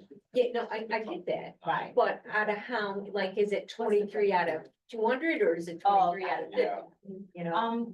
I wanna say it's there, but if it's not there, I can add it, yes, Okay. you'll Okay. see, out of how many responded. Right, Because that's the difference, right? You may have invited, 300 from one division and only, 100 responded. But Yeah, yes, that's, but I mean, understand. yeah. Loretta and then Erica. I just want to put something in perspective Yes. on time-wise. In the first survey, there was no division of enrollment management. We were all under student affairs. Correct. I just wanted to remind people of that. The second part is, this is a full year after we came back after COVID. So this survey, The first one was prior. No, this is more than a full year. When was When this? people had to return to campus, it's not that the campus was open, but people had to return. And I'm just putting that out there as perspective, because one of the questions I asked to be added into this survey, I don't believe it was. When, how long have you felt this way? Because, and this is my bias, most of the people in the Division of Enrollment Management in 2024 were here for the previous survey. And we had experienced a huge down because of COVID. So we shrunk. And I know I just said that we were part of student affairs, but those offices moved out of student affairs and were together. So there was, the fact that we went up in any color surprises me, any color. Whereas when I was part of student affairs, we were solidly red. And if those of you who don't remember, the VP and the dean were both asked to leave the company. So that's all. I just want to put this in perspective, and I'm really glad that we built that. So I'm gonna say, yes, you're correct, but, it actually in 2020, there was a lot more people who felt disconnected, not served, not being able to have resources. This is actually 4 years after that. The survey took place in 2024, I wanna say November or March, something like that. Erica wants to say something. Thank you for presenting this, because I don't remember taking it. So that's probably why we're down a little bit. Second. Because she would have only had glowing responses. And he does well. I'm seeing discrepancies with the colors here and the percentages. I see 50%, 56% in red, Yes, 54% in red, but yet I see a 40% in yellow. yes, So yes. make sense of that for me, please. In transcribing it into, I guess, PDF. But when you get the actual version, they will be fixed. Yes. Thank you. But the numbers are correct, Okay. okay? And I would say if you look at the ones who are having problems, it's pretty clear. And then I'll add to the part, I think during the time this survey came out, and I want to believe that that could have been one of the other reasons why people did not take the survey. We were transitioning from Outlook to the new version of Outlook. Right, so I think a lot of the surveys, people were automatically sending them to their trash. There were several times that I had sent emails out and they say I never got it, but then they went back and they looked at the survey. I do want to say that we did do an intensive, like, a reach out, constantly about the survey. And when you look at the survey, when it actually started, it was the first month or two where people were taking the survey and then kind of dropped off of that.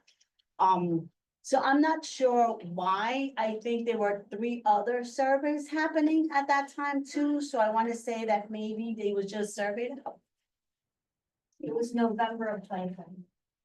It was April 24. April 20. Right. November was the 2020.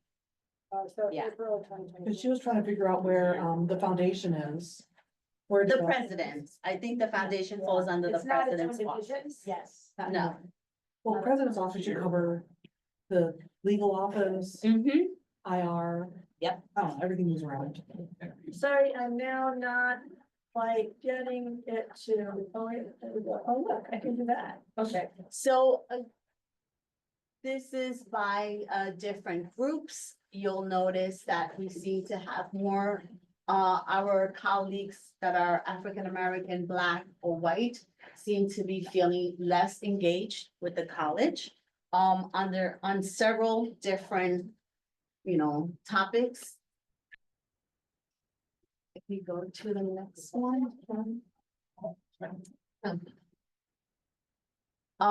And here specifically to engagement, you'll notice, all of these questions that relate to being engaged and feeling part of this organization.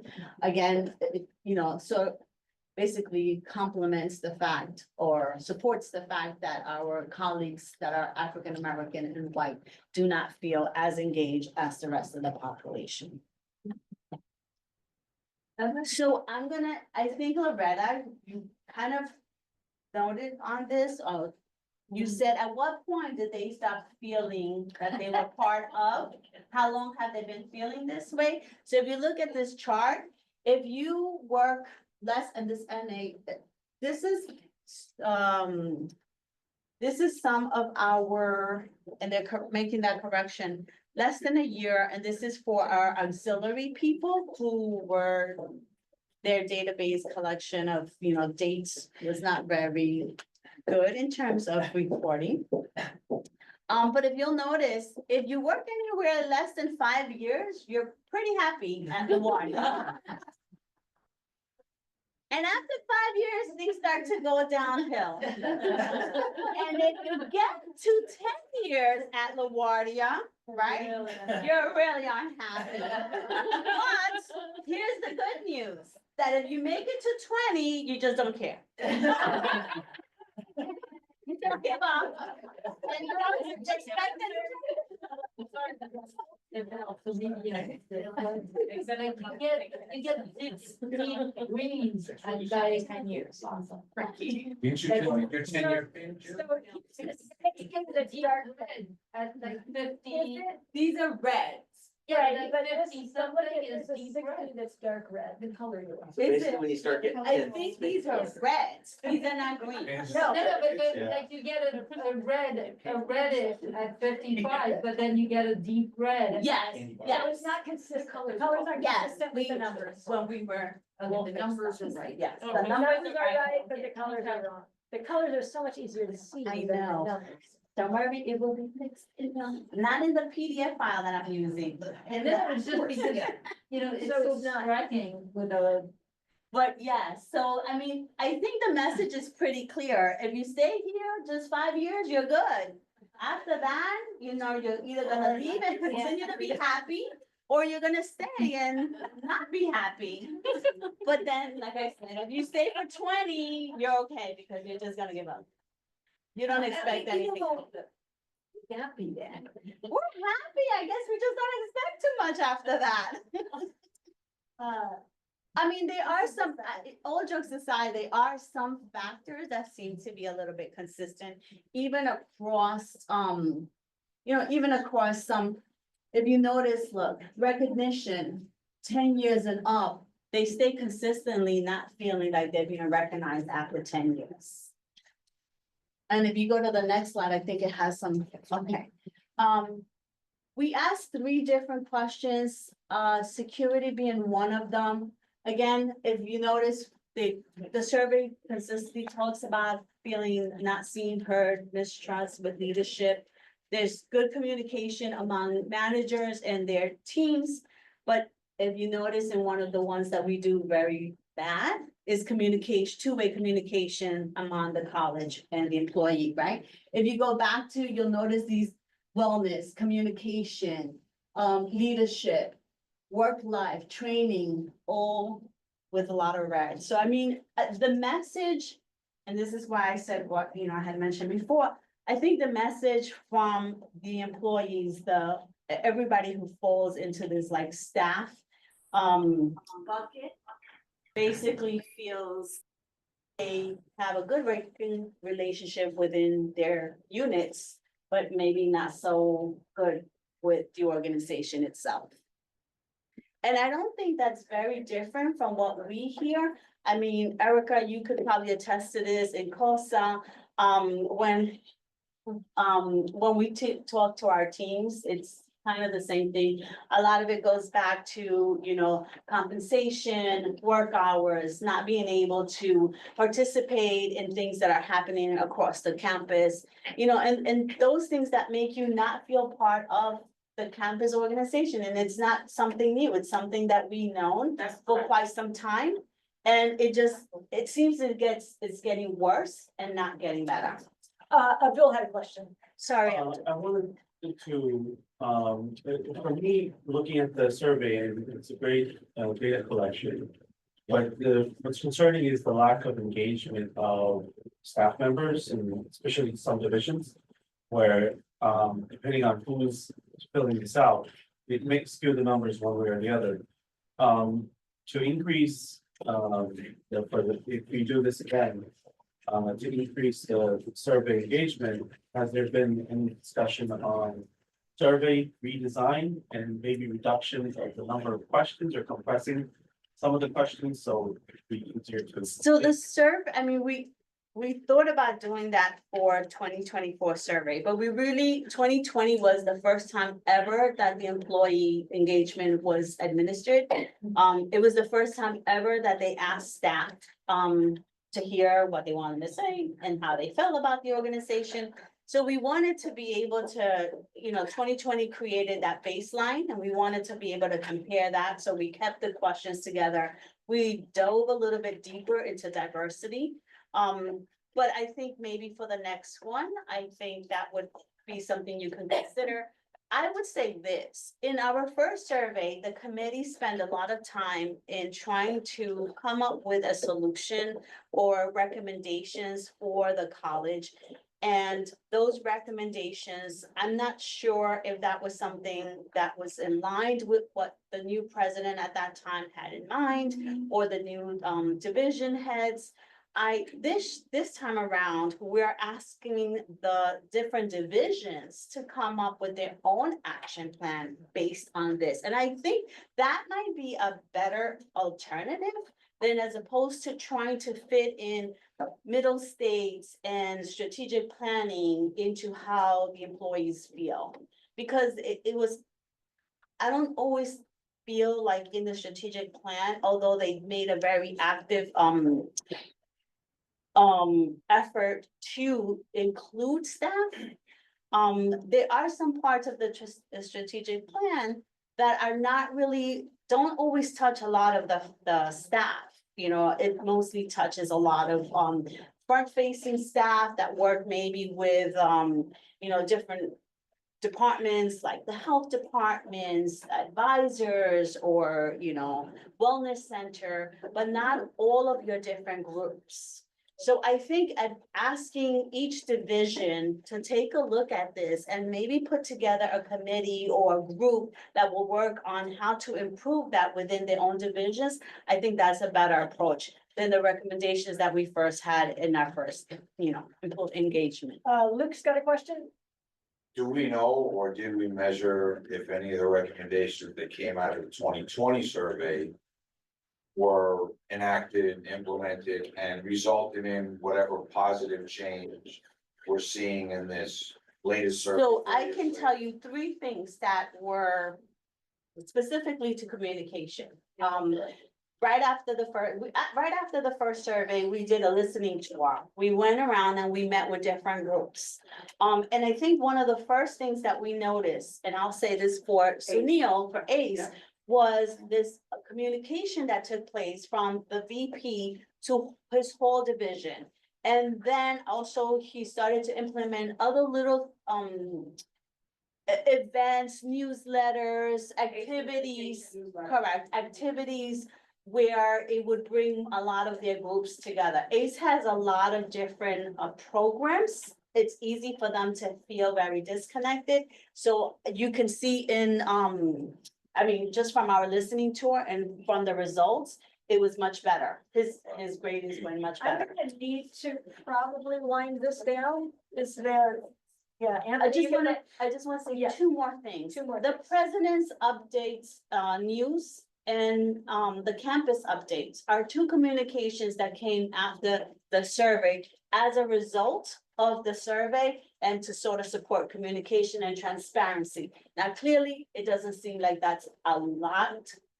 It hasn't made enough change because the staff continue to feel that it's not transparent enough. Anthony, you had a question? Has this been shared with executives council yet? I mean, You were the first ones to see it.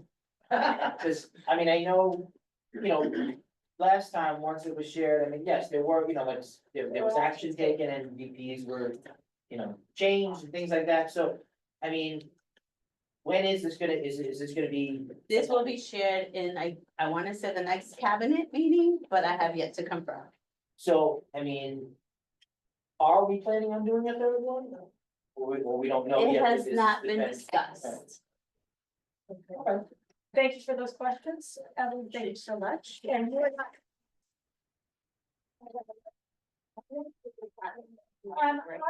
Do you make sure it's all correct? And then You send get it the right colors So and we got the right colors, and as soon as we have confirmed that the colors match the numbers, I will. the numbers are perfect. Numbers are perfect.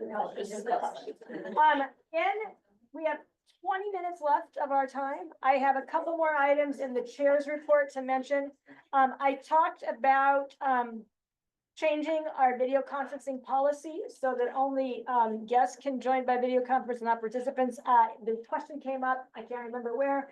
How long our YouTube videos of our Senate meeting need to stay on YouTube? It is 5 years, according to the open meetings law, that they're there. We started posting those in, I believe, 2022. Once we met in person again and had some people joining on Zoom, we've been posting ever since. So it's 5 years that they need to stay. This summer, last meeting, we agreed to endorse and adopt a mutual academic defense compact produced originally by Hunter College, inspired by one out of Rutgers. I am going to work with some CUNY governance leaders on trying to enact those steps, trying to work on next steps over the summer, joining a committee toward that end. I also joined a Zoom meeting about the mutual, 4 colleges who have endorsed the mutual academic defense compacts. That was hosted by Rutgers governance leaders, and it included, when I joined late because of my teaching, there were 92 people on it, all governance leaders from around the country, including southern states and someone from Nebraska and Oregon and a bunch from New Jersey and SUNY and CUNY campuses. So there is more work happening and will continue happening over the summer regarding efforts to unify inner resistance against the threats coming from the federal government to higher education. As I mentioned, the September 10th Senate meeting is the last of the September. If you are a committee chair, I remind you to prepare a year-end report that you can briefly share with Senate, and we'll add to the Senate archives in the Senate SharePoint. And then the last thing, there was a new item of business that was raised last meeting about a missing rainbow pride flag. We checked immediately after the meeting and it was in fact there. So I'm happy to announce that it is no longer missing. Does look cleaner. And it does, I suggested perhaps it was taken out to be washed and it looks beautiful. So, yeah, thank you, Loretta, for checking. And I know Tara had also gone and checked. Then I'm gonna go through committee reports. Just if I see committee chairs here, you can give your report. And I am looking quickly. Well, actually, we're having a meeting. Committee of faculty are meeting to certify degrees after this. Elizabeth, anything for committee on committees? Need to help get some new members for Evelyn and Anthony for the Committee on Campus Affairs. Committee on Campus Affairs needs new members. We'll begin again with renewed effort in the fall, but yeah, if you're interested. And nothing more from you and academic standing, Katrina, that was enough. And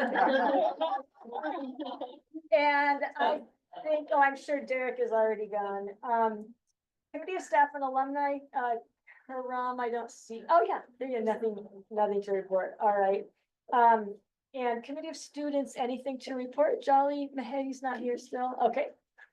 And then I'm sure I skipped. I don't even see Campus Affairs on here, but I know you have something to update us on, Evelyn. I do.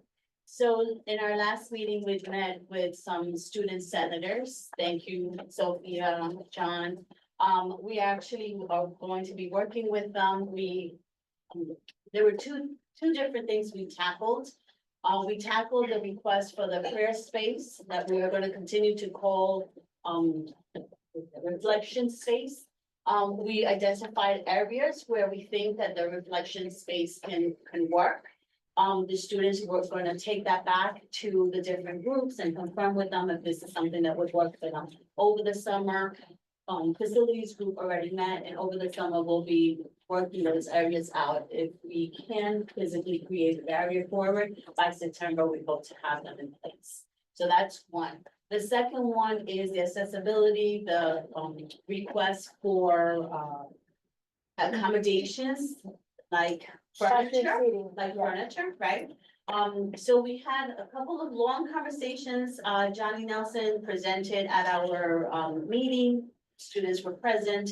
So two things came of that. I met with Sabine, I met with, VP Alexis.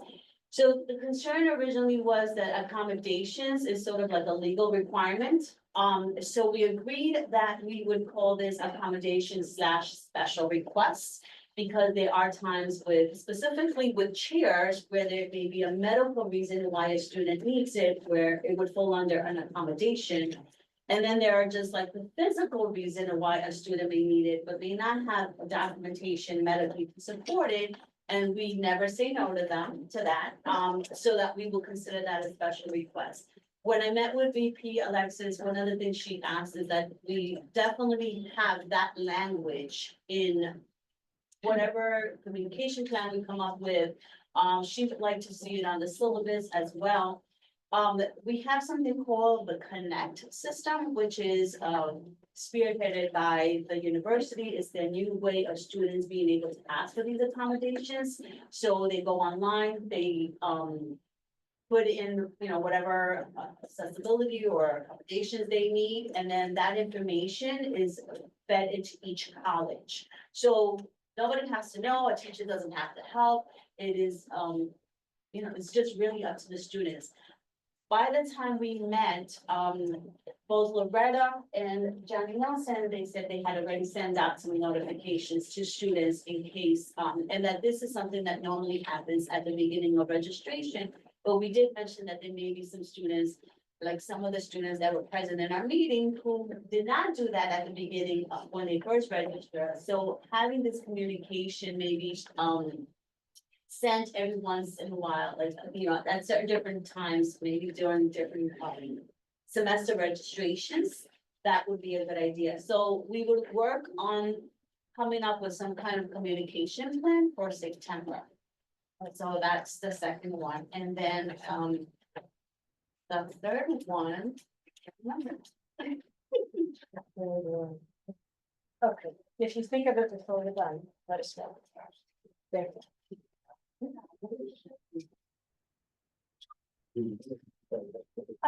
Oh, I remember. Great. Students requested that we would help or find a way on Wednesdays during club hour, what they consider community hour. There tends to be a lot of events, meetings, and classes being held. We agreed to help, reach out to both academic affairs, gather some information from, VP Ben to see why this is happening. We did explain to the students there are certain things, I know that there's specific classes that from many, many years have consistently happened during this time, and it's because of the requirements for those classes. So that we would look into it and, research that a So little bit students further. would like to have fewer classes offered during club hours. Yes, Abdul. We did try to address this through scheduling, and we made a concerted effort to make sure we don't schedule certain classes during that time, but based on department requests, we have, in the provost approval, we have to reschedule classes during 12 hours. Right, and that's why one of the, key individuals that we have to meet with is the clerks. So Ben might tell you the same thing. Yes, we know, we realized that, and we said it could only work if the provost is on board with it. And I'm gonna assume there's specific reasons why they would want to do that. So, sounds good. Thank you for that work. Evelyn and Anthony. Budget Finance Committee, any updates? Thank you for those presentations at our last meetings. And then I think, the Committee on Elections is on this list, which will begin in the end of the summer. And currently, there's only a standing, not even an interim chair. It's Patricia who's doing all that work. She may not want any help, but if you're interested in helping, talk to her. If you need help, ask me, I'll ask them, because we will be having new Senate elections in the end of September. Students, promote Senate with your colleagues, your fellow students, as I know you've done. We've been working on that, as a Senate as well. And, I think, is there any committee that I'm missing? Assessment and Review Committee, which consists of Leslie and me, are meeting over dinner tonight. So you're not invited, but we'll come back to you when you're ready for some help. We figure it out. And any new business?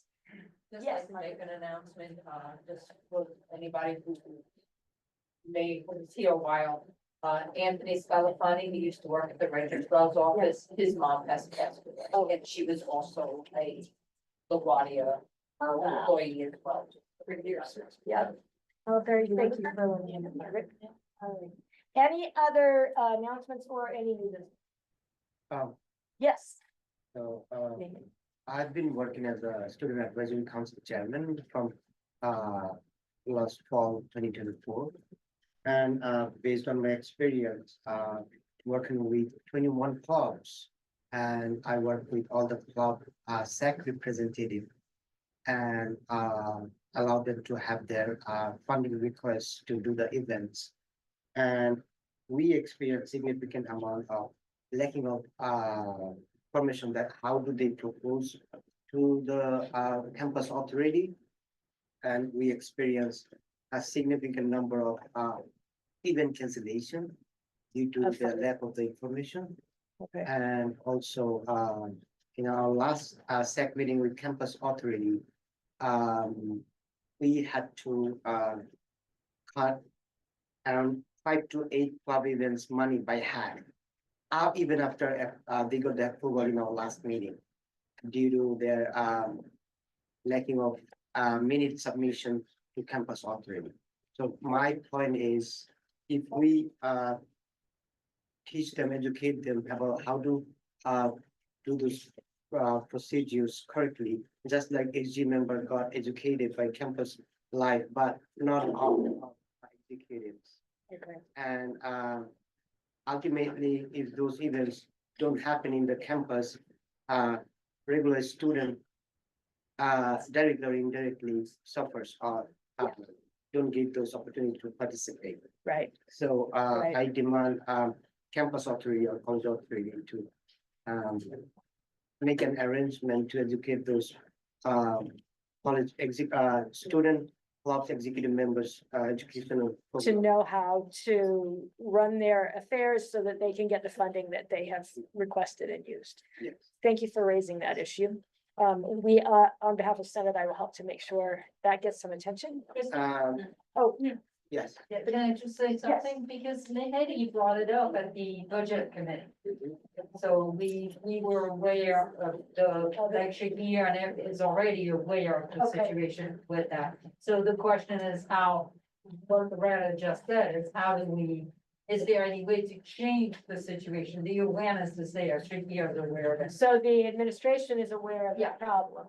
Yeah, because And- Mahedi and, the two senators that are at the budget committee brought it up last time. And Well, another issue. It goes to student life. The issue is the back and forth getting vendors paid and stuff going to the business side. It was past, like, issue, just put down. Yeah. But if I may, I apologize. It's a multi-pronged problem, and I believe that there needs to be several other areas involved. VP McLean's office, campus life for their process, and then the budget business office, not my business office processing. And then Shakir said on his side, he would be willing to work with people, and I even made a suggestion to the staff that perhaps this could be a USS effort, because every CUNY college has to follow the same process. And maybe they can come up with a specific example with food vendors, because the food vendors don't have the licensing and insurance that is required by CUNY to be a vendor. Perhaps we could come up with a database to make their things go faster. Sounds good. It's a good, so will. Yes, to be continued, somebody will, and it would be great, we'll figure out somebody who can take the lead on it, But I think it would be important to understand where they're having where they're having the trouble. problem, right? Because it is multi-phase. Yeah. Right, and some of the things that you just mentioned are already in place, it may just not, it may be a matter of not knowing. Yeah, So I think it would be critical and I think very helpful if you can identify where the roadblocks are. So that we can try to help you navigate. yeah, And one Yes. last thing is, Mhm. we started in fall 2024 with 16 clubs where we had funding funding of $53,000. And as of 2025, current information, we have more than 22 student clubs. Okay. Even though we are having some funding left in our Mhm. under college authority. But as I see that most of the college clubs are really innovative and they're really expecting more events to participate or organize. So I would demand to raise the funding for all More clubs funding for in all the clubs. number of clubs raised by 7. So more clubs and better, clearer, or more education around funding procedures. Including recognizing where the roadblocks are. That's good. Thank you very much, Maine. Any other new business? Then, any other announcements? Then, all in favor of adjourning the meeting? That's my favorite part. Thank you.